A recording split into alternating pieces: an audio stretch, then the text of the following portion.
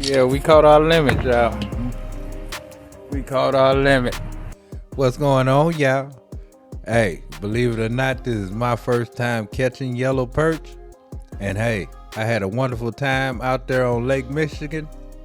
And the first thing we need to do, of course, you know, is rain on it. We had to hit it with a little salt shot. And after we rained on it with that salt, we went on hit it with that Cajun seasoning. I love that seasoning. You can look it up online. You can get it right on Amazon, y'all. It's pretty tasty. But anyway, we're going to add a few slits in here so we get a real nice fry on that meat.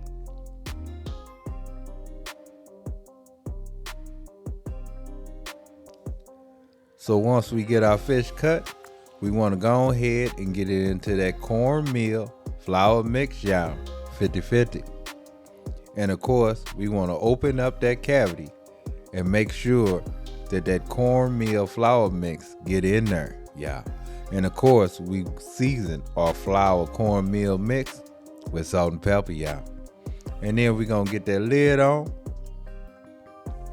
give it a real good shaky shake, ensuring that that flour and cornmeal gets over all that fish. And once that's done, of course, it's time to get it into that hot grease, y'all. 350 degrees, y'all. 350 degrees. Now, mine took around about 4 minutes aside.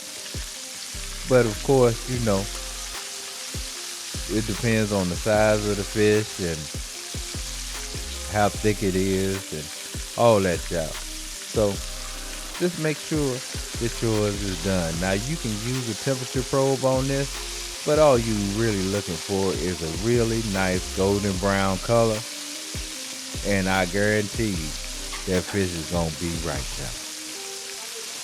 But anyway, after I fried that first one, I went on and got it out.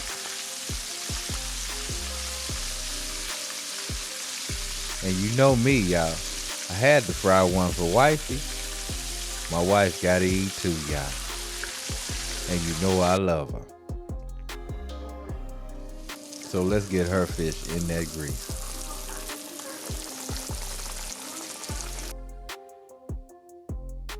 And look at that pretty, crispy fish right there, y'all. I know it look tasty. My mouth is watering. I might fry me up some more today, y'all, just looking at and trying to edit this video. Now I had mine with a little bit of stewed okra and some nicely cooked rice. So yeah, let's go ahead and get us a bite, y'all.